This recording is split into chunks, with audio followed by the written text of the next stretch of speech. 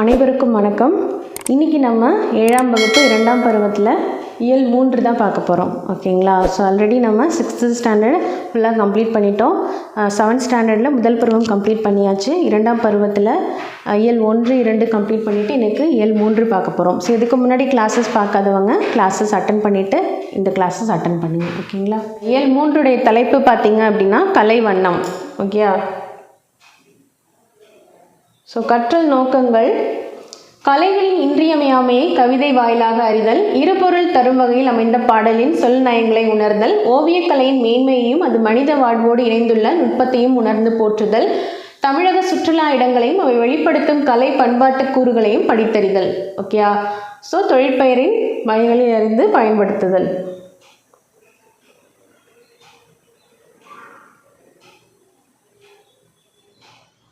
இயல் 3 ஒரு வேண்டுகோள். ஓகேயா? ஸோ ஒரு வேண்டுகோள் அப்படிங்கிற தலைப்பில் ஒரு கவிதை தான் பார்க்க போகிறோம். கலைகள் மனிதர்களின் வாழ்வோடு இணைந்தே வளர்ந்திருக்கின்றன. ஒரு கலைஞன் தான் படைக்கும் ஒவ்வொன்றையும் அழகியலோடு படைப்பான். கலைப்படைப்பு அழகியலை மட்டும் வெளிப்படுத்தினால் போதாது, அது மானுடத்தை பேச வேண்டும். இதனை கலைஞர்களிடம் ஒரு வேண்டுகோளாக வைக்கிறார் இப்பாடலின் ஆசிரியர். அதனை அறிவோம்.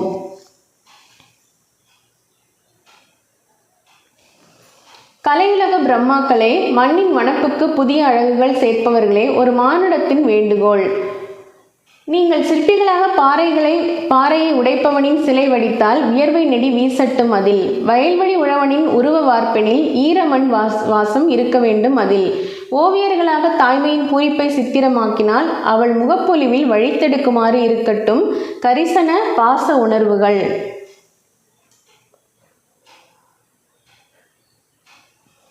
ஒரு சின்ன மழலை சித்திரமா பால்மணம் கமழ வேண்டும் அதன் பளிங்கு மேனியில். ஆல்ப்ஸ் மலை சிகரங்களா, அட்லாண்டிக் சமுத்திர அலைகளா, அமேசான் காடுகளா, பனிப்படர் பள்ளத்தாக்குகளா, தொங்கும் அதிசய தோட்டங்களா, இயற்கையின் பிரமிப்பு எதுவும் கலை வடிவு கொள்ளலாம். ஏதாயினும் இதை நினைவில் கொள்ளுங்கள்: மானுட அடையாளம் ஒன்று இருக்க வேண்டும். அதில் கட்டாயம் மனிதன் இல்லாத இணையாத எந்த வனப்பும் வனப்பில்லை. அவன் கலவாத எதிலும் ஜீவ உயிர்ப்பில்லை அப்படின்னு சொல்லி ஒரு கவிதை எழுதியிருக்காரு. அவர் பெயர் பார்த்திங்கன்னா தேனரசன். ஓகேயா? தேனரசன் அவர்கள் எழுதிய கவிதை தான் இது. பிரம்மாக்கள் அப்படின்னா படைப்பாளர்கள். பிரம்மாக்கள் அப்படின்னா படைப்பாளர்கள். நெடி அப்படிங்கிறது நாற்றம், மழலை குழந்தை, வனப்பு அழகு, பூரிப்பு மகிழ்ச்சி, மேனி உடல். ஓகேயா? ஸோ பாடலின் பொருள் என்ன அப்படின்னு பார்த்தீங்கன்னா, கலையுலக படைப்பாளர்களே, மண்ணின் அழகுக்கு அழகு சேர்ப்பவர்களே, உங்களுக்கு ஒரு மனித சமுதாயத்தின் வேண்டுகோள்: நீங்கள் பாறை உடைப்பவரின் சிலையை செதுக்கினால் அதில் வேர்வை நாற்றம் வீச வேண்டும். உழவரின் உருவ வார்ப்பாக இருந்தால் அதில் ஈரமண்ணின் மனம் வீச வேண்டும். தாயின் மகிழ்ச்சியான உருவத்தை ஓவியமாக வரைந்தால் அவரின் முகத்தில் அன்பும் பாசமும் நிறைந்திருக்க வேண்டும்.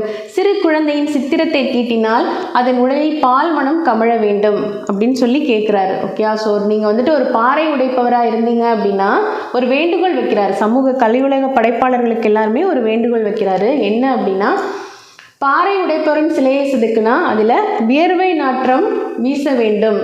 உழவரின் உருவ வார்ப்பாக இருந்தால் அதில் ஈரமண்ணின் மனம் வீசணும் அப்படின்னு சொல்கிறாரு. தாயின் மகிழ்ச்சியான உருவத்தை ஓவியமாக வரைகிறீங்களா, அவளுடைய முகத்தில் அன்பும் பாசமும் நிறைஞ்சிருக்கணும் அப்படின்னு சொல்கிறாரு. சிறு குழந்தையின் சித்திரத்தை தீட்டினால் அதன் உடலில் பால் மனம் கமழ வேண்டும் அப்படின்னு சொல்கிறாரு. ஓகேயா? ஸோ ஆல்ப் மலை சிகரங்கள், அட்லாண்டிக் பெருங்கடல் அலைகள், அமேசான் காடுகள், பனிப்படர் பள்ளத்தாக்குகள், தொங்கும் தோட்டங்கள் என இயற்கையின் விந்தை தோற்றங்கள் எவையும் கலை வடிவம் பெறலாம். ஓகே? ஸோ இயற்கையுடைய எந்த வடிவமும் கலை வடிவமாக பெறலாம்.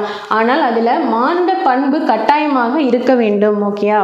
ஸோ மானிடம் இல்லாத எந்த அழகுமே அழகு இல்லை அப்படின்னு சொல்கிறாரு. மனிதன் கலக்காத எதிலும் உயிர்ப்பில்லை. அதாவது மனிதன் கலக்காத எதிலையுமே உயிர் இல்லை அப்படின்னு சொல்கிறாரு. ஓகேயா? ஸோ நூல்வெளி தேனரசன் அவர்களை பற்றி கொடுத்துருக்காங்க. தேனரசன் தமிழாசிரியராக பணியாற்றியவர். இவர் வானம்பாடி, குயில், தென்றல் போன்ற இதழ்களில் கவிதைகள் எழுதியுள்ளார். ஓகே? ஸோ வானம்பாடி, குயில், தென்றல் போன்ற இதழ்களில் கவிதை எழுதியிருக்காரு. சரியா? இவரது கவிதைகளில் சமுதாய சிக்கல்கள் எள்ளல் சுவையோடு வெளிப்படும். மண் வாசல், வெள்ளை ரோஜா, பெய்து பழகிய மேகம் ஆகியவை கவிதை நூல்களாக எழுதியுள்ளார். ஓகே? ஸோ மண் வாசல், வெள்ளை ரோஜா, பெய்து பழகிய மேகம் ஆகிய கவிதை நூல்களை அவர் எழுதியிருக்காரு. பாடப்பகுதியில் உள்ள கவிதை பெய்து பழகிய மேகம். ஓகே, ஸோ இங்கே கொடுத்துருக்காங்க இல்லையா, பெய்து பழகிய மேகம் என்னும் நூலிலிருந்து எடுத்து தரப்பட்டுள்ளது அப்படின்னு சொல்லியிருக்காங்க. Okay, so next book back question. மயிலும் மானும் வனத்திற்கு டேஷ் தருகின்றன. வனத்திற்கு வனப்பு தருகின்றன. ஓகே, வனத்திற்கு வனப்பு தருது. வனப்புங்கிறது அழகு. ஓகே, ஸோ மயிலும் மானும் வனத்திற்கு வனப்பு தருகின்றன. அதுதான் ஆன்சர். மிளகாய் வற்றலின் டேஷ் தும்மலை வரவழைக்கும். மிளகாய் வற்றலேருந்து வீசுறதுக்கு வந்துட்டு என்னன்னு சொல்லுவோம், நெடின்னு சொல்லுவோம். ஓகே, நெடி வந்துட்டு தும்மலை வரவழைக்கும். அன்னை தான் பெற்ற டேஷ் சிரிப்பில் மகிழ்ச்சி அடைகிறார். அன்னை தான் பெற்ற மழலையின் சிரிப்பில் மகிழ்ச்சி அடைகின்றார். வனப்பில்லை என்னும் சொல்லை பிரித்து எழுத கிடைப்பது வனப்பு ப்ளஸ் இல்லை. ஓகே, ஸோ வார்ப்பு ப்ளஸ் எனில் என்பதனை சேர்த்து எழுத கிடைக்கும் சொல் வார்ப்பெனில். வார்ப்பெனில். ஓகே, ஸோ வார்ப்பு ப்ளஸ் எனில் வார்ப்பெனில். ஸோ நெக்ஸ்ட்டு கீரை பாத்தியும் குதிரையும் இரட்டுற மொழிதல். ஓகே, ஸோ இதில் ஒரு கவிதை கொடுத்துருக்காங்க. ஸோ நம்ம இதை கீரை பாத்திக்கும் எடுத்துக்கலாம், குதிரைக்கும் எடுத்துக்கலாம். ஓகே, ஸோ இதை வந்துட்டு ஸ்லேடைனும் சொல்லலாம். ஓகே, ஸோ இது இரட்டுற மொழிதல். ரெண்டு வகையான விஷயங்களை கொடுத்துட்டு அதை வந்துட்டு ஒரே ஒரு பாடலில் வந்து குறிப்பிடுறது. தமிழில் சொல் நயமும் பொருள் நயமும் மிகுந்த பல வகையான பாடல்கள் எழுதப்பட்டுள்ளன. ஒரே பாடலில் 2 பொருள் தோன்றும்படி பாடப்படும் இரட்டர மொழிதலும் அவற்றுள் ஒன்று. இதனை ஸ்லேடை என்றும் கூறுவர். அவ்வகையில் நம்ம இந்த சுவையான பாடல் ஒன்றை அறிவோம். ஸோ அந்த பாடல் என்னன்னா, கட்டி அடிக்கையால் கால் மாறி பாய்கையால் வெட்டி மறிக்கின்ற மேன்மையால் முட்டப்போய் மாற திரும்புகையால் வன்கீரை பாத்தியுடன் ஏற பரியாகுமே. காளமேக புலவர் அவர்கள் எழுதினது. ஓகே, ஸோ ரெண்டுமே எடுத்துக்கலாம். ஓகே, அது வயலுக்கும் நம்ம எடுத்துக்கலாம், இன்னொன்று நம்ம குதிரைக்கும் எடுத்துக்கலாம். அதாவது கீரை பாத்தி, அது கீரை பாத்திக்கும் அதை எடுத்துக்கலாம், அதை குதிரைக்கும் நம்ம எடுத்துக்கலாம் அப்படின்னு சொல்கிறாங்க. வன்கீரை அப்படின்னா வளமான கீரை, பரிங்கிறது குதிரை. முட்டப்போய் முழுதாக சென்று, கால் வாய்க்கால் குதிரையின் கால். மறித்தல் தடுத்தல், மண்ணை வெட்டி தடுத்து பாத்தி கட்டுதல், எதிரிகளை தடுத்து தாக்குதல். பாடலின் பொருள். கீரை பாத்தியில் மண் கட்டிகளை அடித்து தூளாக்குவர். மண்ணை வெட்டி தடுத்து பாத்திகளாக வைத்திருப்பர். வாய்க்காலில் மாறி மாறி நீர் பாய்ச்சுவர். நீர் கடைமடையின் இறுதி வரை என்று மாற்றிவிட திரும்பும். இப்போ மண் கட்டிகளை அடித்து தான் தூளாக்கி மண்ணை வந்துட்டு தூளாக்குவாங்க. அப்புறம் மண்ணை வெட்டி தடுத்து பாத்தியாக வந்துட்டு வச்சுருப்பாங்க. வாய்க்காலில் மாறி மாறி நீர் பாய்ச்சுவாங்க. ஓகேயா, அடுத்ததான் நீர் கடைமடையின் இறுதி வரை சென்று மாற்றிவிட திரும்பும். அந்த வயலுடைய கடைசி வரைக்கும், கடைமடையின் கடைசி வரைக்கும் போயிட்டு அப்புறமா திரும்பி மாற்றி இன்னொரு அடுத்த இதுக்கு விடுவாங்க இல்லையா. ஸோ அதுதான் சொல்லியிருக்காங்க. குதிரை, இதையே குதிரைக்கு எப்படி சொல்லியிருக்காங்கன்னா, வண்டிகளில் கட்டி அடித்து ஓட்டப்படும், கால் மாறி மாறி பாய்ந்து செல்லும், எதிரிகளை மறித்து தாக்கும், போக வேண்டிய இடம் முழுவதும் சென்று மீண்டும் திரும்பி வரும். ஓகேயா, ஸோ வண்டிகளில் கட்டி தான் வந்து அடித்து ஓட்டுவாங்க இல்லையா குதிரையை, அதை சொல்லியிருக்காங்க. கால் மாறி மாறி பாய்ந்து செல்லும் அப்படின்னு சொல்லியிருக்காங்க. எதிரிகளை மறித்து தாக்கும், போக வேண்டிய இடம் முழுவதும் சென்று மீண்டும் திரும்பி வரும். தண்ணீர் வந்து எப்படி நம்ம கடைமடை வரை இறுதி வரைக்கும் சென்று மறுபடியும் திரும்பி வருதோ, அதே மாதிரி போக வேண்டிய இடம் வரைக்கும் சென்று மீண்டும் திரும்பி வருது. ஸோ கீரை பாத்தியும் குதிரையும் வந்துட்டு சொல்லியிருக்கிறாங்க, ஒப்பிட்டு சொல்லியிருக்கிறாங்க. இக்காரணங்களால் கீரை பாத்தியும் ஏறி பயணம் செய்யும் குதிரையும் ஒன்றாக கருதப்படும். இது ரெண்டும் ஒன்று தான் அப்படின்னு சொல்லியிருக்காங்க. இந்த கவிதையுடைய பேர் ஸ்லேடைன்னு நம்ம சொல்லலாம். இருட்டுற மொழிதல். ஓகே, நூல்வெளி. காளமேக புலவரின் இயற்பெயர் வரதன். மேகம் மழை பொழிவதைப் போல கவிதைகளை விரைந்து பாடியதால் இவரை காளமேக புலவர் என்று அழைக்கப்பட்டார். ஓகே, ஸோ காளமேக புலவருடைய இயற்பெயர் பார்த்திங்கன்னா வரதன். ஓகே, ஸோ மேகம் வந்து மழை பொழிகிறத போல கவிதைகளை வந்து விரைந்து பாடினதுனால இவரை காளமேக புலவர் அப்படின்னு சொல்லியிருக்காங்க. ஓகே, திருவானைக்கா உலா, சரஸ்வதி மாலை, பரபிரம்ம விளக்கம், சித்திரமடல் ஆகிய நூல்களை எழுதியுள்ளார். இவரது தனிப்பாடல்கள் தனிப்பாடல் திரட்டு நூலில் இடம்பெற்றுள்ளன. அந்நூலில் இருந்து ஒரு பாடல் இங்கு தரப்பட்டுள்ளது. சரியா? ஸோ திருவானைக்காவுலா, சரஸ்வதி மாலை, பரபிரம்ம விளக்கம், சித்திரமடல் ஆகிய நூல்களை அவர் எழுதியிருக்காரு. இவரது தனிப்பாடல்கள் தனிப்பாடல் திரட்டு என்னும் நூலில் இடம்பெற்றுள்ளன. அந்நூலிலிருந்து ஒரு பாடல் இங்கு தரப்பட்டுள்ளது. ஓகே, ஓகே, ஏற பரியாகுமே என்னும் தொடரில் பரி என்பதன் பொருள் என்ன அப்படின்னு சொல்லியிருக்காங்க. பரி அப்படின்னா குதிரை. பொருந்தாத ஓசையுடைய சொல், இதில் வந்து பொருந்தாத ஓசையுடைய சொல் எது அப்படின்னு சொல்லியிருக்காங்க. பாய்கையால், மேன்மையால், திரும்புகையில், அடிக்கையால். ஓகே, யாழ் யாழ் யாழ்னு முடியுது, இது மட்டும் இல்னு முடியுது. ஓகே, ஸோ திரும்புகையில் தான் வந்துட்டு பொருந்தாத ஓசையுடைய சொல். வன்கீரை என்னும் சொல்லை பிரித்து எழுத கிடைப்பது வன்மை ப்ளஸ் கீரை. கட்டி ப்ளஸ் அடித்தல் என்பதனை சேர்த்து எழுத கிடைக்கும் சொல் கட்டி அடித்தல். ஓகே,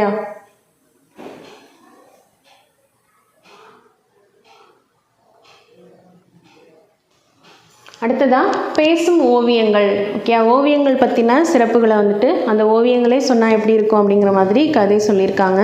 ஸோ அது ரெண்டு நண்பர்கள் வந்துட்டு அந்த ஒரு ஓவிய கூடத்துக்கு போயிட்டு அதை வந்துட்டு பேசிக்கிறது அந்த உரையாடல்கள் தான் வந்துட்டு லெசனாக கொடுத்துருக்காங்க. ஓகே, ஆயக்கலைகள் 64 ஒன்று ஓவியக்கலை. காண்போரின் கண்ணையும் கருத்தையும் கவர்ந்திழுக்கும் ஆற்றல் ஓவியத்திற்கு உண்டு. ஒரு கருத்தை பேச்சாலும் எழுத்தாலும் வெளிப்படுவதை காட்டிலும் ஒரு ஓவியத்தால் மிக நுட்பமாக புரிய வைத்து விட முடியும். அதனால்தான் ஓவியத்தை நுண்கலைகளுள் முதன்மையான ஒன்றாக கருதுகின்றனர். இத்தகைய சிறப்புமிக்க ஓவியக்கலையை பற்றி அறிவோம்.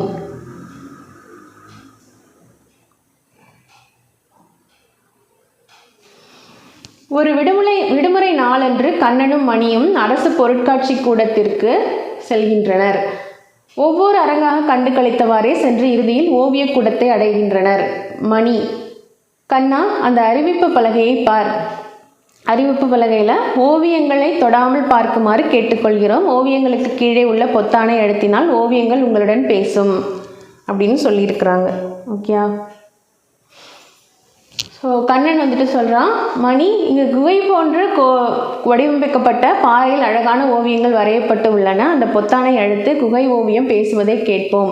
மணி பொத்தானை அழுத்துகிறான். குகை ஓவியம், நான் தான் குகை ஓவியம் பேசுகிறேன். பழங்கால மனிதர்கள் குகைகளில் தான் வாழ்ந்து வந்தனர். அங்குதான் அவர்கள் முதலில் ஓவியங்களை வரையத் தொடங்கினார்கள். செய்திகளை மற்றவர்களுக்கு தெரிவிப்பதற்காக எங்களை வரைந்தனர்.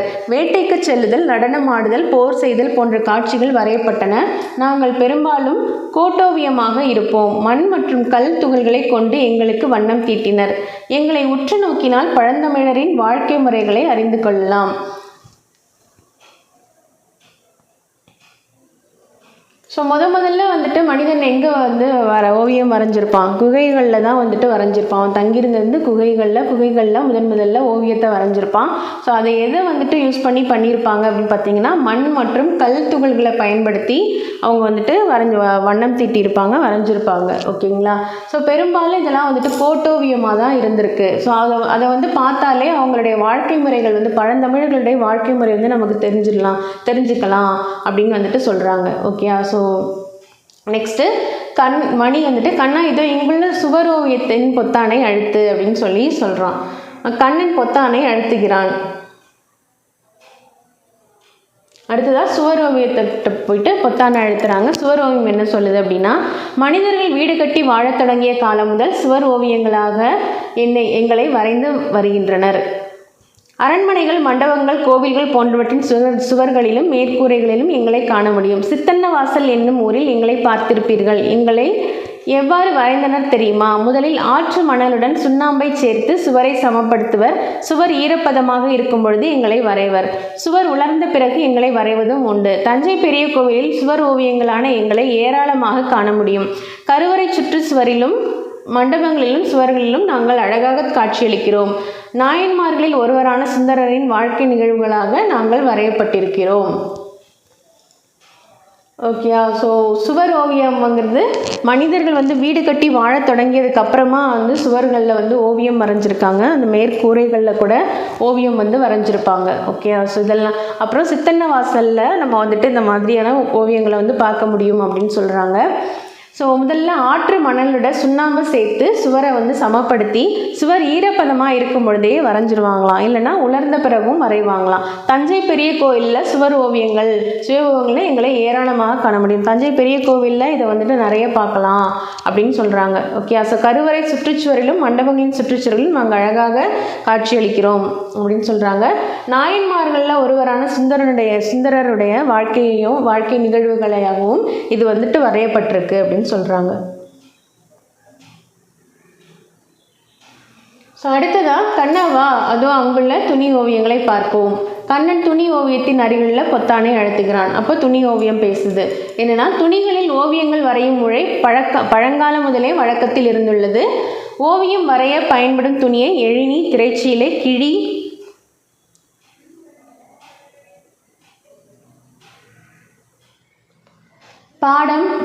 படாம் என பல பெயர்களில் அழைப்பர். சீவக சிந்தாமணி காப்பியத்தில் குணமாலை என்னும் தலைவி யானையை கண்டு அஞ்சிய காட்சியை சீவகன் துணியில் வரைந்ததாக கூறப்பட்டுள்ளது. தற்காலத்தில் எங்களை கலம்கரி ஓவியங்கள் என்னும் பெயரில் தமிழகத்திலும் ஆந்திராவிலும் ஓவியர்கள் வரைந்து வருகின்றனர். ஓகேயா. ஸோ அதுக்கப்புறமா துணிகளில் வந்துட்டு ஓவியம் வரைய ஆரம்பித்தாங்க.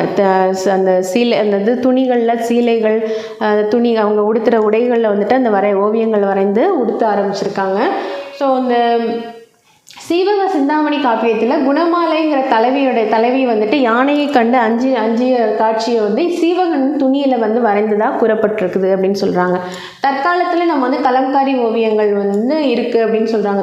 தமிழகத்திலும் ஆந்திராவிலையும் வரைஞ்சிட்ருக்காங்க அப்படின்னு சொல்கிறாங்க. நம்ம இப்போ ட்ரெண்டிங்கில் இருக்கு இல்லையா, சாரியில், சுடிதாரில், ஸோ அந்த மாதிரி ட்ரெஸ்ஸஸ்லலாம் வந்துட்டு கலம்கரி அப்படின்னு சொல்லிட்டு ஒரு ட்ரெண்டிங்காக வந்துட்டுருக்கு இல்லையா. ஸோ அது ஒரு விதமான துணிகளாக நம்ம வந்துட்டு வாங்கி பயன்படுத்துகிறோம் இல்லையா.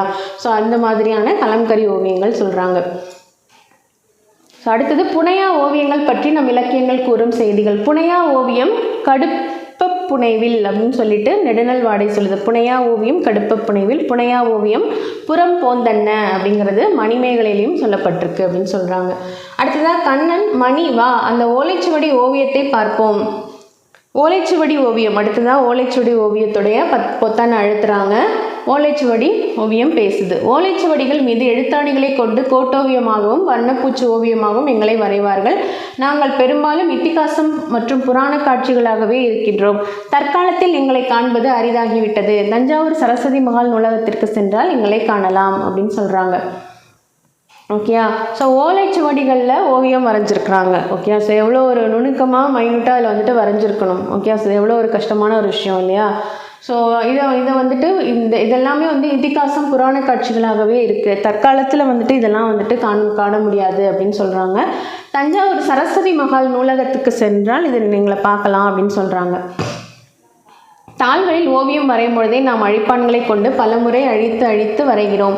ஒரு முறை எழுத்தாணியால் கீறிவிட்டால் திருத்த முடியாது. ஓலைச்சுவடிகளில் நம் முன்னோர் ஓவியம் வரைந்துள்ளனர். அவர்களின் திறமையை எண்ணி பார்த்தால் வியப்பாக இருக்கிறது அப்படின்னு சொல்கிறோம். ஓகேயா. ஸோ நம்ம நார்மலாக பேப்பரில் வரைஞ்சாலே நமக்கு எவ்வளோ ஒரு கஷ்டமாக இருக்கும். அதை அழைச்சி நம்ம திரும்ப வரைவோம். ஆனால் ஓலைச்சுவடியில் வரைகிறாங்கங்கும் பொழுது அதை திரும்ப அழிக்கவும் முடியாது இல்லையா. ஸோ அப்போ எவ்வளோ ஒரு கஷ்டப்பட்டு அவங்க வந்துட்டு எவ்வளோ திறமையானவர்களாக அவங்க இருப்பாங்க அவங்க வந்து அந்த ஓலைச்சுவடியில் வரைகிறதுக்கு அப்படின்னு சொல்கிறாங்க. அடுத்ததான் சரிவா செப்பேட்டு ஓவியம் என்ன சொல்கிறது என்று கேட்போம் அப்படின்னு சொல்கிறாங்க. செப்பேட்டு ஓவியத்துடைய பொத்தானை வந்துட்டு அழுத்துறாங்க. ஸோ அது வந்துட்டு பேசுது. என்னென்னா, முற்காலத்தில் மன்னர்களின் ஆணைகளையும் அரசு ஆவணங்களையும் செப்பேடுகளில் பொறிப்பது வழக்கம். அதே போல் உளிக்கொண்டு வரைகோடுகளாக எங்களையும் வரைந்தனர். பொதுவாக நீர்நிலைகளில் செடி கொடிகள், பறவைகள், விலங்குகள், குறியீடுகள் போன்றவையாக எங்களை காணலாம். ஸோ அந்த காலத்தில் செப்பேடுகளில் தான் வந்துட்டு மன்னர்களுடைய ஆணைகள், அரசு ஆவணங்கள் எல்லாம் வந்துட்டு செப்பேடுகளில் பொறிச்சு வைக்கிறது வழக்கம் அப்படின்னு சொல்கிறாங்க. அதே போல் உளிக்கொண்டு வரைகோடுகளாக எங்களையும் வரைந்தனர். ஓகே. ஸோ உளிக்கொண்டும் வரைகோடுகளாகவும் வரைஞ்சிருக்காங்க. பொதுவாக நீர்நிலைகள், செடி கொடிகள், பறவைகள், விலங்குகள், குறியீடுகள் போன்றவையாக எங்களை காணலாம் அப்படின்னு சொல்கிறாங்க. அதாவது செப்பேட்டு ஓவியங்களை காணலாம் அப்படின்னு சொல்கிறாங்க.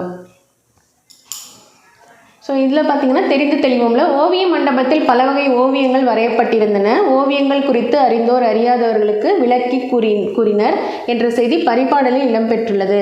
இன்ன பல எழுத்துநிலை மண்டபம் துண்ணுணர் சுட்டவும் சுட்டு அறிவுறுத்தவும் அப்படின்ற வார்த்தையால் நம்ம தெரிஞ்சுக்கலாம் அப்படின்னு சொல்கிறாங்க. ஓகே. ஸோ ஓவிய மண்டபத்தில் பல வகையான ஓவியங்கள் வரையப்பட்டிருந்தன.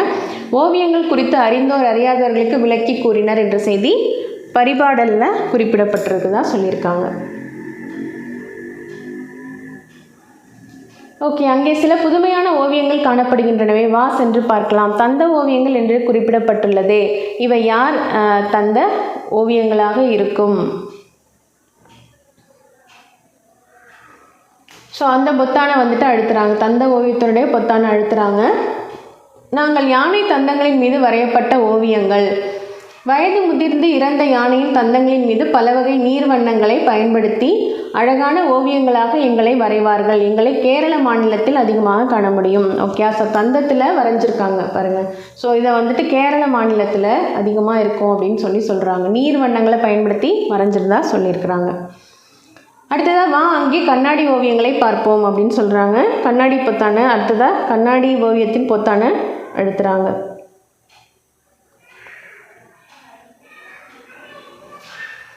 ஸோ கண்ணாடி ஓவியம் பேசுது. கண்ணாடிகள் முகம் பார்க்க மட்டும்தான் பயன்படும் என நினைத்திருப்பீர்கள். ஆனால் அழகிய வண்ண ஓவியங்களாக எங்களை வரையவும் கண்ணாடிகளை பயன்படுத்துகின்றனர். பல வகையான உருவங்கள், இயற்கை காட்சிகள் போன்றவைகளாக நாங்கள் வரையப்படுகிறோம். எங்களை உருவாக்கும் ஓவியர்கள் தஞ்சாவூரில் மிகுதியாக உள்ளனர். ஓகே, ஸோ கண்ணாடிகள் முகம் பார்க்க மட்டும்தான் பயன்படும் அப்படின்னு நீங்கள் நினச்சிட்டு இருப்பீங்க. ஆனால் கண்ணாடியில் அழகிய வண்ண ஓவியங்களாக எங்களை வரையவும் பயன்படுத்துகிறாங்க. பல வகையான உருவங்கள், இயற்கை காட்சிகள் போன்றவைகளாக அதை வரைகிறதுக்கு யூஸ் பண்ணுறாங்க. ஸோ எங்களை உருவாக்கும் ஓவியர்கள் தஞ்சாவூரில் அதிகமாக, கண்ணாடியில் வரைகிற ஓவியர்கள் தஞ்சாவூரில் அதிகமாக இருக்கிறதா சொல்கிறாங்க. அடடா, ஓவியங்களில் தான் எத்தனை வகைகள்! இதோ 20ஆம் நூற்றாண்டு ஓவியங்கள் என்னும் இறுதி பகுதிக்கு வந்துவிட்டோம். அதோ அங்கே நாம் இப்போது வரைவது போல தாளில் வரையப்பட்ட ஓவியங்கள் உள்ளன. வா சென்று பார்க்கலாம். ஓகே, ஸோ தாள் ஓவியத்தின் அருகில் உள்ள பொத்தானை அழுத்துகிறான். ஸோ தாள் ஓவியம் பேசுது. கருத்துப்பட ஓவியம். அரசியல் கருத்துக்களை தாள் ஓவியம். தற்கால பரவலான பயன்பாட்டில் இருப்பவர்கள் நாங்களே. கோட்டோவியங்கள், வண்ண ஓவியங்கள், நவீன ஓவியங்கள் என பல வகையான வடிவங்களில் நாங்கள் காணப்படுகின்றோம். கரிக்கோல், நீர் வண்ணம், எண்ணெய் வண்ணம் ஆகியவற்றை பயன்படுத்தி எங்களை வரைகின்றனர்.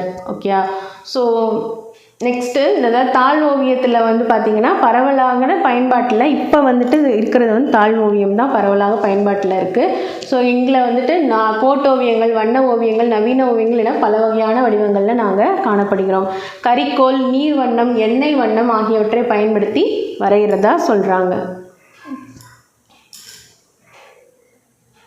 ஸோ அடுத்ததாக கருத்துப்பட ஓவியம். கருத்துப்பட ஓவியத்தோட பொத்தான் அழுத்துறாங்க. கருத்துப்பட ஓவியம் இந்திய அரசியல் கருத்துக்களை எளிமையாக விளக்குவதற்கு நாங்கள் பயன்படுகிறோம்.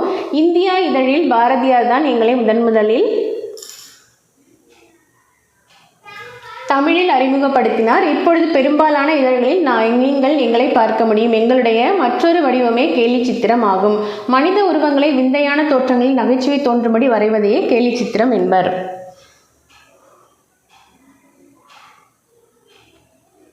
ஸோ கருத்துப்பட ஓவியம்ங்கிறது பார்த்திங்கன்னா கேலி சித்திரம். இதை முதல்ல யார் பயன்படுத்தியிருக்காரு அப்படின்னா இந்தியாங்கிற இதழில் பாரதியார் தான் முதல்ல பயன்படுத்தியிருக்கிறதா சொல்லியிருக்கிறாங்க.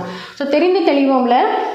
ஸோ வேறு பெயர்களை ஓவியம் வரைபவர் ஓவியக்கூடத்திற்கு வேறு பெயர்கள் என்னென்ன அப்படின்னு சொல்லி கொடுத்துருக்காங்க. ஓவியம்ங்கிறது ஓவு, ஓவியம், ஓவம், சித்திரம், படம், படாம், வட்டிகை செய்தி அப்படின்னு சொல்லிட்டு வேறு பெயர்களும் இருக்குது. ஓவியம் வரைபவருக்கு பார்த்திங்க அப்படின்னா கண்ணுள் வினைஞர், ஓவிய புலவர், ஓவமாக்கள், கிழவி வல்லோன், சித்திரக்காரர், வித்தகர் அப்படின்ற பெயர் இருக்குது. ஓவியக்கூடம் எழுதெழில் அம்பலம், எழுத்துநிலை மண்டபம், சித்திர அம்பலம், சித்திரக்கூடம், சித்திரமாடம், சித்திர மண்டபம், சித்திர சபை அப்படிங்கிற பெயர்லையும் இது வழங்கப்படுது. ஓகேங்களா? ஸோ பாரதியார் தான் இந்த கேலி சித்திரம் அறிமுகப்படுத்துதான் பார்த்தோம் இல்லையா? ஸோ மனித உருவங்களை விந்தையான தோற்றங்களில் நகைச்சுவை தோன்றும்படி வரைகிறது தான் கேலி சித்திரம் அப்படின்னு சொல்கிறாங்க. ஓகே, நெக்ஸ்ட்டு நவீன ஓவியம்.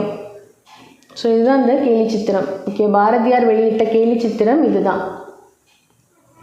ஓகே, நவீன ஓவியமில் ஓவியக்கலையின் மிக புதுமையான வடிவமாக நாங்கள் விளங்குகிறோம். புதுமையான பார்வையில் புதிய கருத்துக்கள் வெளிப்படுமாறு எங்களை வரைகின்றனர்.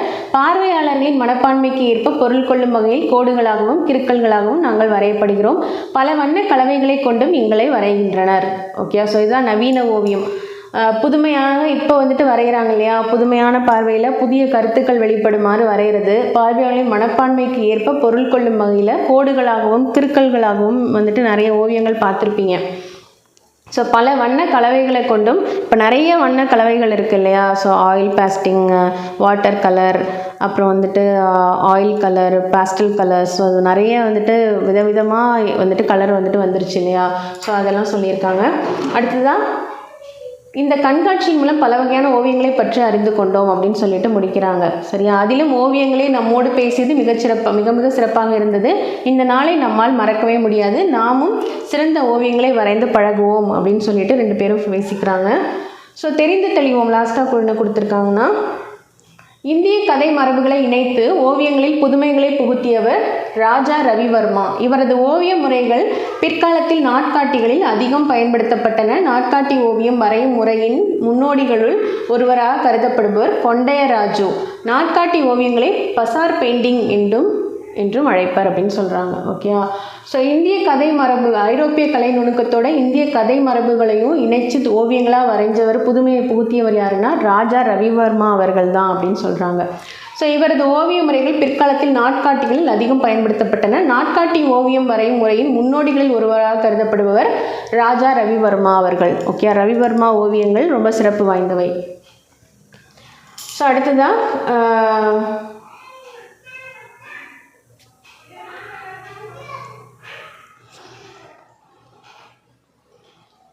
ராஜா ரவிவர்மா அவர்கள் ஐரோப்பிய கலை நுணுக்கத்தோட இந்திய கதை மரபுகளை இணைச்சு ஓவியங்களை புகுத்தியவர் தான் ராஜா ரவிவர்மா. இவரது ஓவிய முறைகள் பிற்காலத்தில் நாட்காட்டிகள் அதிகம் பயன்படுத்தப்பட்டன. நாட்காட்டி ஓவியம் வரையும் முறையின் முன்னோடிகளில் ஒருவராக கருதப்படுவர் கொண்டையராஜு அப்படிங்கிறவர். ஓகேயா? ஸோ நாட்காட்டி ஓவியங்களை பசார் பெயிண்டிங் அப்படின்னும் சொல்கிறாங்க. பசார் பெயிண்டிங் அப்படின்னு சொல்கிறாங்களாம். ஸோ இதோட இந்த லெசன் முடியுது. ஸோ புக் பேக் கொஷினில் குகை ஓவியங்களில் வண்ணம் தீட்ட பயன்பட்ட பொருள்களில் ஒன்று எது யூஸ் பண்ணாங்க? மண் துகள் தான் யூஸ் பண்ணாங்க. மண் மற்றும் கல் துகளை யூஸ் பண்ணி தான் வரைஞ்சாங்க இல்லையா? நகைச்சுவை உணர்வு வெளிப்படுமாறு வரையப்படும் ஓவியம் என்ன அப்படின்னு பார்த்தீங்கன்னா கேலி சித்திரம். பார்த்தோம் இல்லையா? நகைச்சுவை உணர்வு வெளிப்படுமாறு வரையப்படும் ஓவியம் கேலி சித்திரம். கோட்டோவியம் என்னும் சொல்லை பிரித்து எழுத கிடைப்பது கோடு ப்ளஸ் ஓவியம். செப்பேடு என்னும் சொல்லை பிரித்து எழுத கிடைப்பது செப்பு ப்ளஸ் ஏடு. செப்பு ப்ளஸ் ஏடு. எழுத்து ப்ளஸ் ஆணி என்பதனை சேர்த்து எழுத கிடைக்கும் சொல் எழுத்தாணி. எழுத்தாணி அப்படிங்கிறது தான் ஆன்சர். அடுத்ததாக கருத்து படங்களை அறிமுகப்படுத்தியவர் பார்த்தோம் இல்லையா? கருத்து படங்களை அறிமுகப்படுத்தியவர் இந்தியாங்கிற இதழில் பாரதியார் அவர்கள் தான் அறிமுகப்படுத்தியிருப்பார் முதல்ல. ஸோ அதுதான் கேலி சித்திரம்னு அழைக்கப்படுது இல்லையா? ஸோ கருத்து படங்களை அறிமுகப்படுத்தியவர் பாரதியார். கலம்கரி ஓவியம் என்று அழைக்கப்படுவது, கலம்கரிங்கிற ஓவியம் எதில் என்னென்னு அழைக்கிறாங்க? துணி ஓவியம்னு அழைக்கிறாங்க. ஓகே, ஸோ கலம்கரி ஓவியம்ங்கிற அழைக்கப்படுறது துணி ஓவியங்கள் தான். மன்னர்களின் ஆணைகளையும் அரசு ஆவணங்களையும் டேஷ் மீது பொறித்து பாதுகாத்தனர். செப்பேடுகள் மீது பொறித்து பாதுகாத்தனர். செப்பேட்டு ஓவியம்னு பார்த்தோம் இல்லையா? ஸோ அதில் தான் இது சொல்லியிருந்தாங்க. மன்னர்களின் ஆணைகள், அரசு ஆவணங்களை செப்பேட்டுகளின் மீது பொறித்து அதை பாதுகாப்பாக வச்சுருந்துருக்குறாங்க.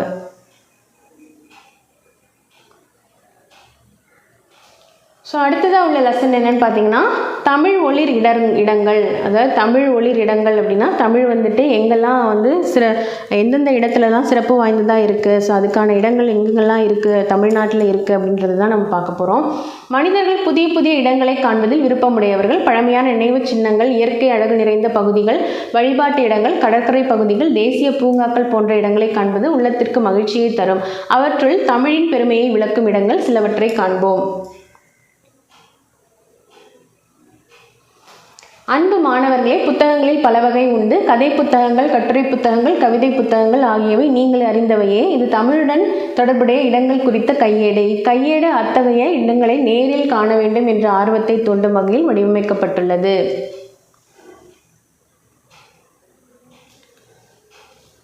தஞ்சை சரஸ்வதி மஹால் நூலகம்.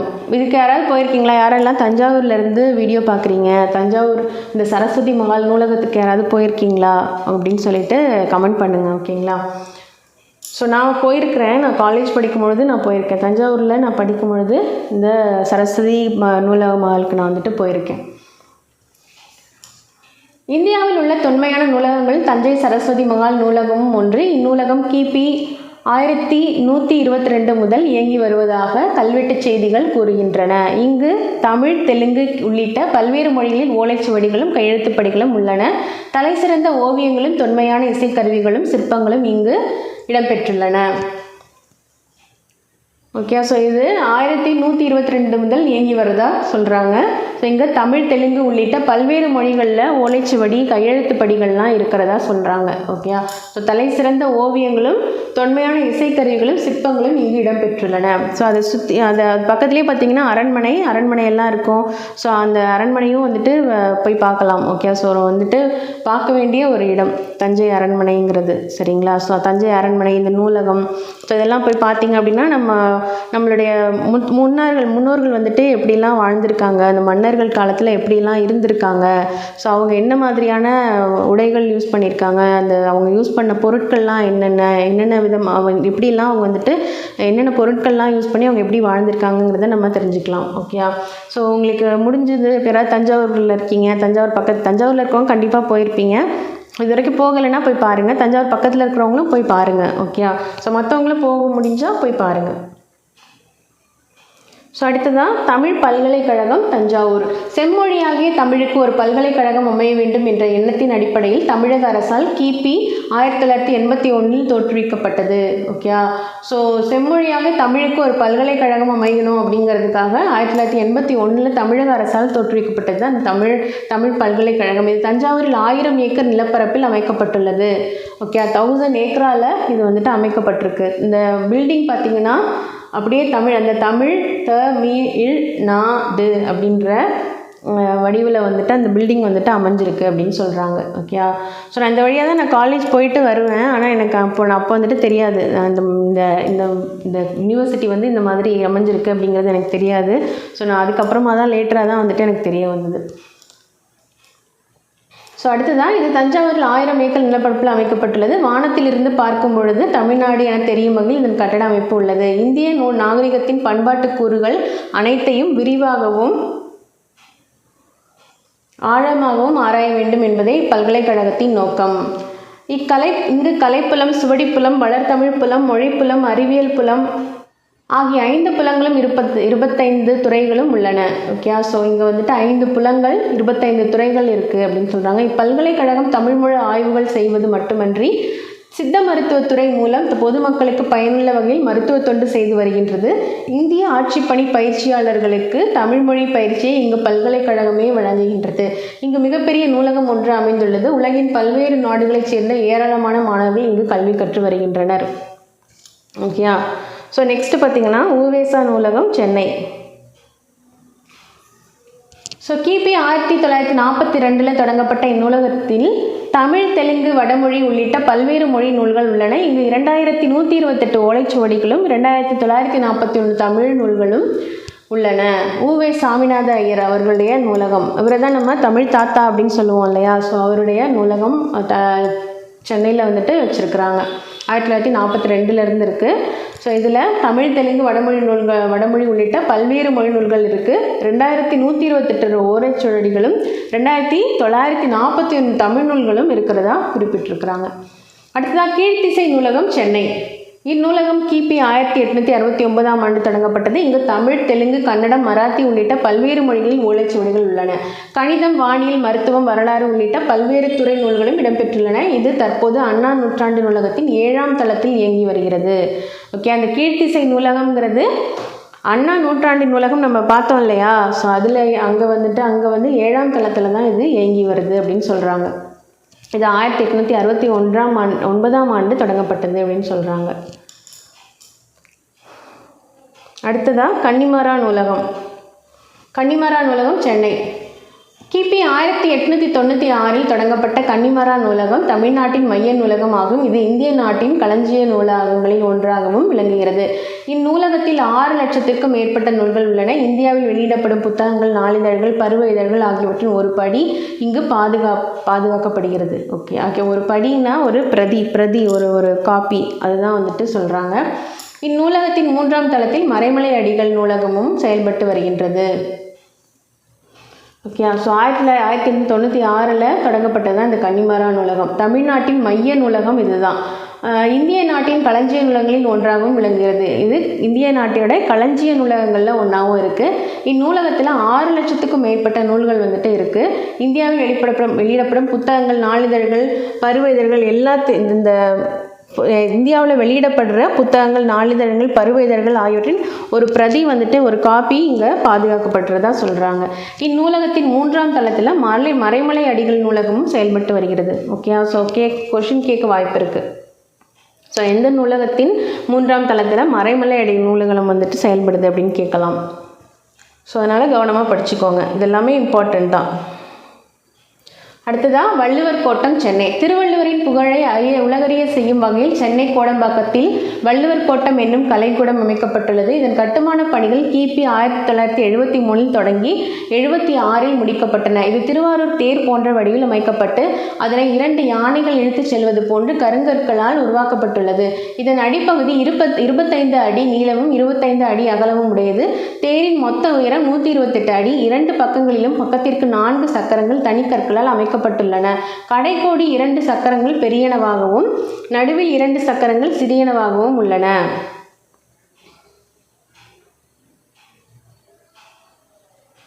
தேரின் மையத்தில் உள்ள எண்கோண வடிவ கருவறையில் திருவள்ளுவரின் சிலை கவினுற அமைக்கப்பட்டுள்ளது. வள்ளுவர் கோட்டத்தில் நிகழ்ச்சிகள் நடத்துவதற்கான அரங்கம் ஒன்றும் உள்ளது. வள்ளுவர் கோட்டத்தில் 6330 குறட்பாக்களும் செதுக்கப்பட்டுள்ளன. அறத்துப்பால் கருநிற பளிங்கு கல்லிலும் பொருட்பால் வெண்ணிற பளிங்கு கல்லிலும் இன்பத்துப்பால் செந்நிற பளிங்கு கல்லிலும் அழகாக பொறிக்கப்பட்டுள்ளன. மேலும் திருக்குறளின் கருத்துக்களை விளக்கும் ஓவியங்களும் வரையப்பட்டுள்ளன. ஓகே, யாராவது இங்கே போயிருக்கீங்களா? வள்ளுவர் கோட்டம் போயிருக்கீங்கன்னா கமெண்ட் பண்ணுங்கள். ஓகே, நான் போனதில்லை. ஸோ திருவள்ளுவரின் புகழை உலகறிய செய்யும் வகையில் சென்னை கோடம்பாக்கத்தில் இந்த வள்ளுவர் கோட்டம் இருக்குது அப்படின்னு சொல்கிறாங்க. இந்த வேலைகள் வந்து 1973 தொடங்கி 76 முடிக்கப்பட்டிருக்கு. இது திருவாரூர் தேர் போன்ற வடிவமைப்பில் அமைஞ்சிருக்கிறதா சொல்லியிருக்கிறாங்க. ஸோ 2 யானைகள் இழுத்து செல்வது போன்ற கருங்கற்களால் உருவாக்கப்பட்டுள்ளன. 2 யானை வந்துட்டு இழுத்து செல்கிற மாதிரி கருங்கற்களால் உருவாக்கப்பட்டிருக்கு அப்படின்னு சொல்கிறாங்க, இங்கே கொடுத்துருக்காங்க. ஓகேயா, ஸோ இதன் அடிப்பகுதி 25 அடி நீளம் 25 அடி நீளமும் 25 அடி அகலமும் உடையது. இதன் அடிப்பகுதி 25 அடி நீளம் அகலம் உடையது. தேரின் மொத்த உயரம் வந்துட்டு பார்த்திங்கன்னா 128 அடிக்கு இருக்குது. 2 பக்கங்களிலும் பக்கத்திற்கு 4 சக்கரங்கள் வந்துட்டு அமைச்சிருக்காங்க. கடைக்கோடி 2 சக்கரங்கள் பெரியனவாகவும் நடுவில் வந்துட்டு 2 சக்கரம் வந்து சின்ன சின்னதாகவும் இருக்கிறதா சொல்லியிருக்காங்க. இங்கே பார்த்தா தெரியுது இல்லையா, பெரிய பெரிய சக்கரம், நடுவில் சின்ன 2 சக்கரம்.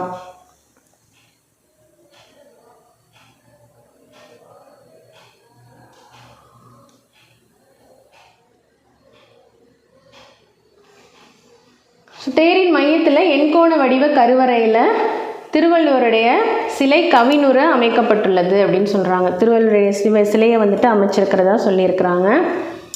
அடுத்ததாக வள்ளுவர் கோட்டத்தில் நிகழ்ச்சிகள் நடத்துறதுக்கான அரங்கம் ஒன்றும் இருக்குது. இதில் 1330 குறட்பாக்களும் வந்துட்டு செதுக்கப்பட்டிருக்கு. அறத்துப்பால் பார்த்திங்கன்னா கருநிற பளிங்கு கல், பொருட்பால் வெண்ணிற பளிங்கு கல்லில், இன்பத்துப்பால் செந்நிற பளிங்கு கல்லையும் அழகாக பொறிக்கப்பட்டுள்ளதாக சொல்லியிருக்கிறாங்க. மேலும் திருக்குறளின் கருத்துக்களை விளக்கும் ஓவியங்களும் அங்கே வரையப்பட்டிருக்கிறதா சொல்லியிருக்கிறாங்க. ஸோ நெக்ஸ்ட்டு பார்த்திங்கன்னா திருவள்ளுவர் சிலை கன்னியாகுமரியில் இருக்குது இல்லையா? ஸோ இது நம்ம தெரியும், கண்டிப்பாக உங்களுக்கு தெரிஞ்சிருக்கோம். இந்தியாவின் தெற்கு எல்லையாகிய கன்னியாகுமரியில் திருவள்ளுவரின் சிலை தமிழக அரசால் நிறுவப்பட்டுள்ளது. விவேகானந்தர் பாறைக்கு அருகில் கடல் நடுவே நீர்மட்டத்திலிருந்து 30 அடி உயர பாறை மீது இச்சிலை அமைக்கப்பட்டுள்ளது. கிபி 1990ஆம் ஆண்டு இப்பணி தொடங்கியது. பொதுமக்கள் பார்வைக்காக 2000ஆம் ஆண்டு தான் ஜனவரி திங்கள் முதல் நாள் அன்று திறந்து வைக்கப்பட்டது. ஓகேயா, ஸோ இது வந்து பார்த்திங்கன்னா 30 அடி உயர பாறை மீது சிலை வந்து அமைக்கப்பட்டிருக்கு. நீர்மட்டத்திலிருந்து 30 அடி உயரத்தில் இது இருக்கிறதா சொல்கிறாங்க. 1990ஆம் ஆண்டு பணி தொடங்கப்பட்டு பொதுமக்கள் பாறைக்காக 2000ஆம் ஆண்டு தான் வந்துட்டு திறந்து வைக்கப்பட்டிருக்கு. ஜனவரி மாதம் திறந்து வச்சிருக்கிறாங்க. ஸோ பாறையிலிருந்து சிலையின் உயரம் மொத்தம் 133 அடி. பாறையிலிருந்து சிலையோட உயரம் வந்து 133 அடி அப்படின்னு சொல்கிறாங்க. இது திருக்குறளின் மொத்த அதிகாரங்களையும் குறிக்கின்றது. அறத்துப்பாலின் அதிகாரங்களை உணர்த்துவது போல் பீடம் 38 அடி உயரம் கொண்டதாக அமைக்கப்பட்டுள்ளது. ஓகேயா, ஸோ பொருட்பால் இன்பத்துப்பால் ஆகியவற்றின் மொத்த அதிகாரங்களை குறிக்கும் வகையில் சிலை 95 அடி உயரம் உடையதாக அமைக்கப்பட்டுள்ளது அப்படின்னு சொல்லியிருக்கிறாங்க. ஓகேவா, ஸோ இப்போது 2000ஆம் ஆண்டு தான் திறந்து வைக்கிறாங்க அப்படின்னா இப்போது 2025 வந்துன்னா 25 வருடம். ஓகேயா, ஸோ இப்போ வந்துட்டு வெள்ளி விழா கொண்டாடப்படுறதா இடையில கூட நியூஸ்லாம் பார்த்துருப்பீங்க. ஸோ அடுத்ததாக இப்போ வெள்ளி விழா வந்து கொண்டாடப்பட போகுது இந்த திருவள்ளுவர் சிலை. பீடத்தின் உட்புறத்தில் மண்டபம் ஒன்று அமைந்துள்ளது. மண்டபத்தின் உட்சுவரில் அதிகாரத்தில் ஒரு குறள் வீதம் 133 குறட்பாக்கள் தமிழிலும் ஆங்கிலத்திலும் செதுக்கப்பட்டுள்ளன. திருவள்ளுவர் சிலை அமைப்பதற்கு 3 டன் முதல் 8 டன் வரை எடையுள்ள 3681 கருங்கற்கள் பயன்படுத்தப்பட்டுள்ளன. திருவள்ளுவர் சிலை மொத்தம் 7000 டன் எடை கொண்டது. திருவள்ளுவர் சிலைக்கு செல்வதற்கு படகு வசதி செய்யப்பட்டுள்ளது. உள்நாட்டிலிருந்தும் வெளிநாட்டிலிருந்தும் ஏராளமான சுற்றுலா பயணிகள் இங்கு நாள்தோறும் வந்து செல்கின்றனர். தமிழின் பெருமை மிகு அடையாளமாக இச்சிலை உயர்ந்து நிற்கிறது அப்படின்னு சொல்கிறாங்க. ஓகேயா, இதுக்கு 3681 கருங்கல் வந்துட்டு பயன்படுத்தப்பட்டிருக்காங்க. ஓகேயா, ஸோ 3 டன் முதல் 8 டன் வரை எடையுள்ள கருங்கற்கள் வந்து பயன்படுத்தியிருக்கிறாங்க. வெளிநாட்டிலேருந்தும் உள்நாட்டிலேருந்தும் நிறைய பேர் வந்துட்டு ஏராளமானவர்கள் இங்கே போயிட்டு வந்திருக்கிறாங்க. ஸோ அடுத்ததாக உலக தமிழ்ச்சங்கம் மதுரை. மதுரை மாநகரின் தல்லாக்குளம் பகுதியில் காந்தி அருங்காட்சியகம் அருகில் உலக தமிழ்ச்சங்கம் நிறுவப்பட்டுள்ளது. இது சுமார் 87,000 சதுர அடி பரப்பளவில் மனதை கவரும் வகையில் கட்டப்பட்டுள்ளது. கிபி 1981ஆம் ஆண்டு மதுரையில் நடைபெற்ற உலக தமிழ் மாநாட்டில் மதுரையில் உலக தமிழ்ச்சங்கம் நிறுவப்படும் என்று அறிவிக்கப்பட்டது. அதன்படி இக்கட்டடம் கட்டப்பட்டு கிபி 2016ஆம் ஆண்டு திறந்து வைக்கப்பட்டது. இதனுள் பன்னாட்டு அளவிலான கருத்தரங்க கூடங்கள், ஆய்வரங்கங்கள், நூலகம், பார்வையாளர் அரங்கம் ஆகியன கவினுற அமைக்கப்பட்டுள்ளன. வெளிப்புற சுற்றுச்சுவர்களில் 1330 குறட்பாக்களும் இடம்பெற்றுள்ளன. ஓகே, ஸோ கிட்டத்தட்ட பார்த்தீங்கன்னா திருக்குறளுக்காக மட்டுமே இவ்வளோ பிளேசஸும் இருக்குது. ஓகே, வள்ளுவர் கோட்டம் அடுத்ததாக பார்த்தோம், வள்ளுவர் சிலை இருந்தது கன்னியாகுமரியில் பார்த்தோம். ஸோ அடுத்ததாக மதுரையிலையும் அதே மாதிரியே இருக்குது. உலக தமிழ் சங்கத்தின் மற்றொரு அமைப்பான சங்கத்தமிழ் காட்சிக்கூடம் தனி கட்டிடத்தில் இயங்கி வருகிறது. தருமிக்கு பாண்டிய மன்னன் பொற்கிழி வழங்கிய திருவிளையாடல் புராண காட்சி இதன் நுழைவாயில் புடைப்புச் சிற்பமாக செதுக்கப்பட்டுள்ளது. இங்குள்ள காட்சி கூடத்தில் வள்ளல்கள், புலவர்கள் ஆகியோரின் வாழ்க்கை நிகழ்வுகள் ஓவியங்களாகவும் சிற்பங்களாகவும் உள்ளன. தொல்காப்பியர், ஔவையார், கபிலர் ஆகியோரின் முழு உருவ வெண்கல சிலை நிறுவப்பட்டுள்ளன. மேலும் இதன் சுற்றுச்சுவர்களில் சங்க இலக்கிய காட்சிகள் வண்ண ஓவியங்களாக வரையப்பட்டுள்ளன. 3ஆம் தமிழ்ச்சங்கம் அமைந்த மதுரையில் உலக தமிழ்ச்சங்க கட்டிடமும் சங்கத்தமிழ் காட்சிக்கூடமும் தமிழின் பெருமையை பறைசாற்றி நிற்கின்றன. அடுத்ததாக சிற்பக்கலைக்கூடம் பூம்புகார். 2000 ஆண்டுகளுக்கு முன் சோழர்களின் தலைநகரமாகவும் துறைமுக நகரமாகவும் விளங்கியது பூம்புகார். இந்நகரை பற்றிய செய்திகள் சிலப்பதிகாரத்திலும் பட்டினப்பாலையிலும் இடம்பெற்றுள்ளன. இங்கு மருவூர் பாக்கம் என்னும் கடல் பகுதியும் பட்டினப்பாக்கம் என்னும் நகரப்பகுதியும் அமைந்திருந்ததாக சிலப்பதிகாரம் குறிப்பிடுகிறது. பின்னர் ஏற்பட்ட கடல் கொள்ளினால் பூம்புகார் நகரம் அழிந்துவிட்டது. இந்நகரத்தின் பெருமையை உலகறிய செய்ய கிபி 1973ஆம் ஆண்டு பூம்புகார் கடற்கரையில் சிற்பக்கலைக்கூடம் ஒன்று ஏற்படுத்தப்பட்டது. இக்கூடம் 7 நிலை மாடங்களை கொண்டது. கண்ணகியின் வரலாற்றை விளக்கும் 49 சிற்ப தொகுதிகள் இதில் இடம்பெற்றுள்ளன. மாதவிக்கும் ஒரு நெடிய சிலை இங்கு நிறுவப்பட்டுள்ளது. ஓகேயா, ஸோ இது சிற்பக்கலைக்கூடம் பூம்புகார். ஸோ பூம்புகார் போயிருக்கிறவங்களுக்கு தெரியும். ஓகேயா, ஸோ பூம்புகாரில் இந்த சிற்பக்கலைக்கூடம்லாம் வந்துட்டு இருக்கும். ஸோ ரொம்ப அழகாக இருக்கும் பார்க்குறதுக்கு. ஸோ அங்கே வந்துட்டு அந்த ஸ்டோரி சிலப்பதிகாரத்தில் நடந்த அந்த ஸ்டோரி, இந்த கோவலன், கண்ணகி, மாதவி இவங்களுடைய சித்திரங்கள்லாம் வரைஞ்சிருப்பாங்க. ஓகே, ஸோ செதுக்கப்பட்டிருக்கும், சிலைகளாக செதுக்கப்பட்டு அது வரிசையாக என்ன ஸ்டோரிங்கிறது வந்துட்டு வச்சுருப்பாங்க. ஸோ போகிறதுக்கு வாய்ப்பு கிடச்சுன்னா போய் பாருங்கள். ஸோ இப்போ வந்துட்டு இதில் புனரமைப்பு வேலைகள் நடந்துகிட்ருக்கு இப்போ அங்கே பூம்புகாரில். ஓகே, ஸோ அடுத்ததாக வந்துட்டு ரொம்ப புதுசாக வந்துட்டு அதை ஓப்பன் பண்ணுவாங்கன்னு நினைக்கிறேன். ஸோ இதுதான் இதோடைய அந்த பிளேஸ் இதுதான். ஓகே, ஸோ இதுதான் உள்ளே நுழையிற நுழைவாயில். ஓகே, நல்லாயிருக்கும், முடிஞ்சதுன்னா போய் பாருங்கள். ஓகே, கலைக்கூடத்திற்கு அருகில் இளஞ்சி மன்றம், பாவை மன்றம், நெடுங்கல் மன்றம் ஆகியன அமைந்துள்ளன. இளஞ்சி மன்றத்திலும் பாவை மன்றத்திலும் வடிவமைக்கப்பட்டுள்ள பெண்களின் உருவங்கள் நம் கண்ணையும் கருத்தையும் கவர்கின்றன. நெடுங்கல் மன்றத்தில் நெடிய கற்றூன் ஒன்றும் அதை சுற்றி 8 சிறிய கற்றூன்களும் 8 மனித உருவங்களும் தற்கால சிற்பக்கலைக்கு எடுத்துக்காட்டுகளாய் நிற்கின்றன.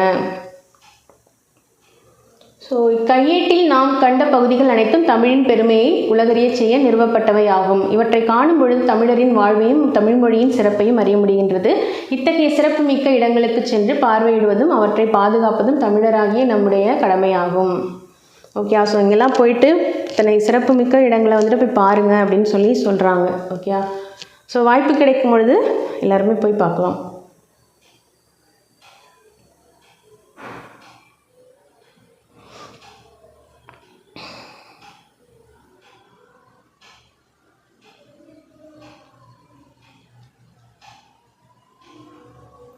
ஸோ அடுத்ததாக கலைச்சொல் அறிவோம். படைப்பாளர் அப்படின்னா கிரியேட்டர், சிற்பம் ஸ்கல்ப்சர், கலைஞர் ஆர்டிஸ்ட், கல்வெட்டு இன்ஸ்கிரிப்ஷன்ஸ் கையெழுத்துப்படி மனுஸ்கிரிப்ட்ஸ், அழகியல் ஆஸ்தட்டிக்ஸ், தூரிகை பிரஷ், கருத்துப்படம் கார்ட்டூன், குகை ஓவியங்கள் கேவ் பெயிண்டிங்ஸ், நவீன ஓவியம் மாடர்ன் ஆர்ட்.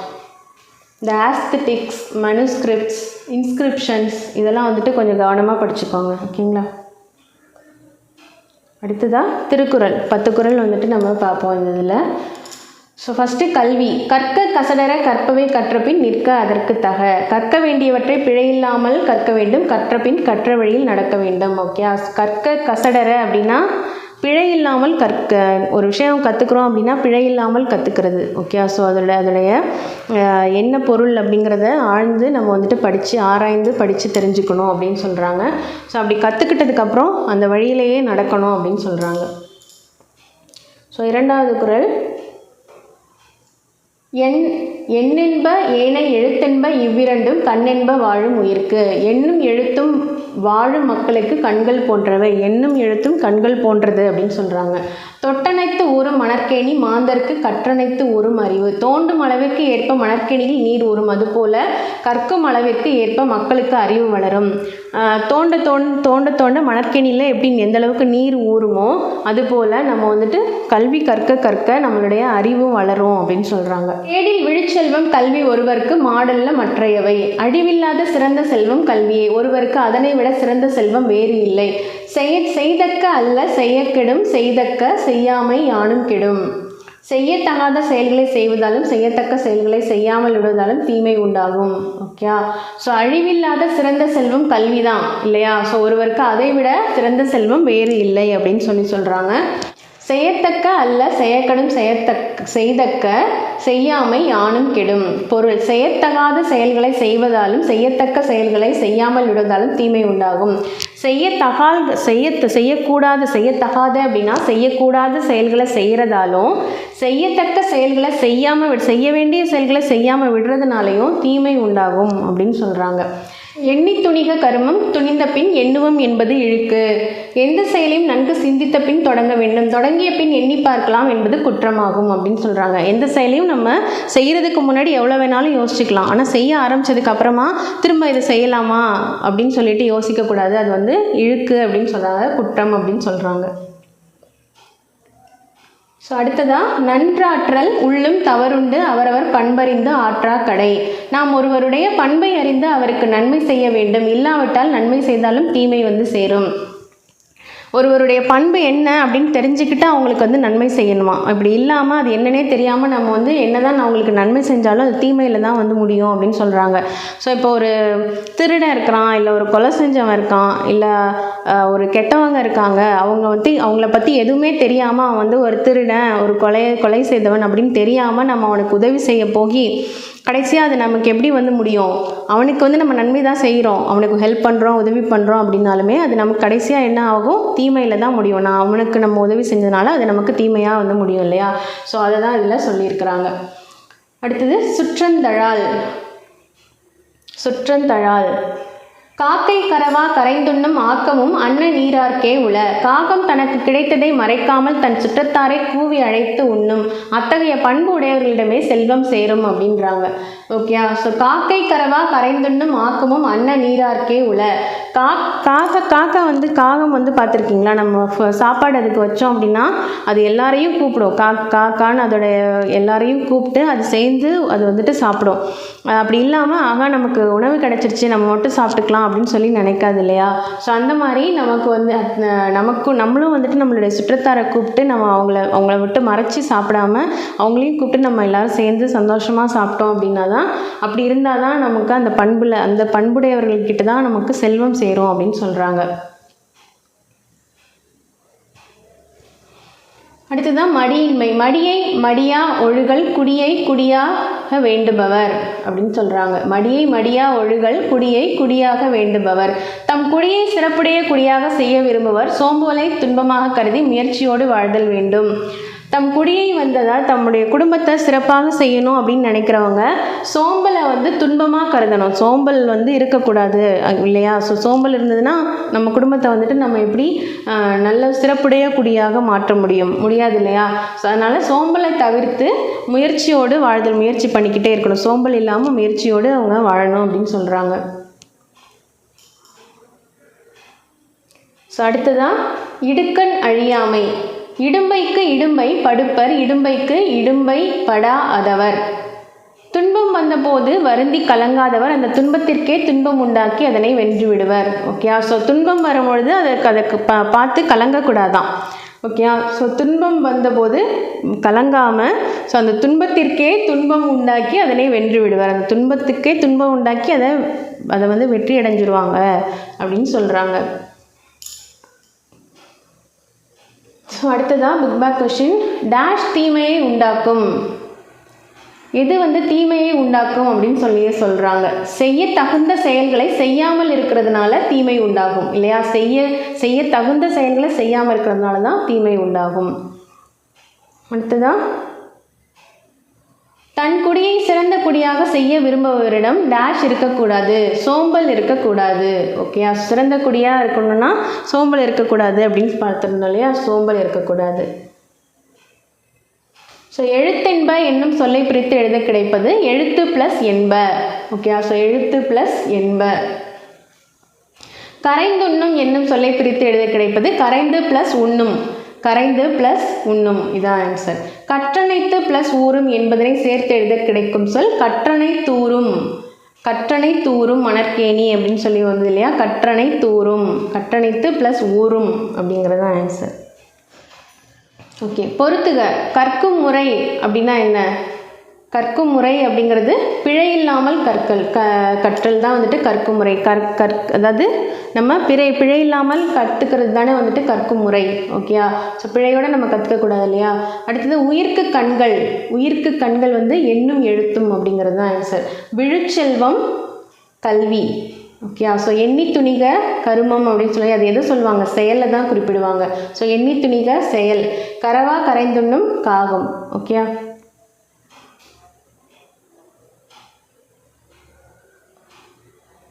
ஸோ லாஸ்ட்டாக வந்துட்டு ஒரு குறள் 1, 2 அப்படின்னு சொல்லி நமக்கு திருக்குறளில் கொடுத்துருந்தாங்க இல்லையா? ஸோ இதெல்லாமே வந்துட்டு அதில் 10 குறள்களும் ஃபுல்லாகவே இருக்குது. ஸோ இதை வந்துட்டு படிச்சுக்கோங்க. ஓகேங்களா?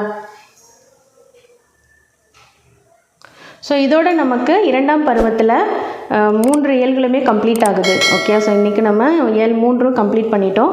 அடுத்ததான் நம்ம 3ஆம் பருவத்தில் மீண்டும் சந்திக்கலாம். நன்றி, வணக்கம்.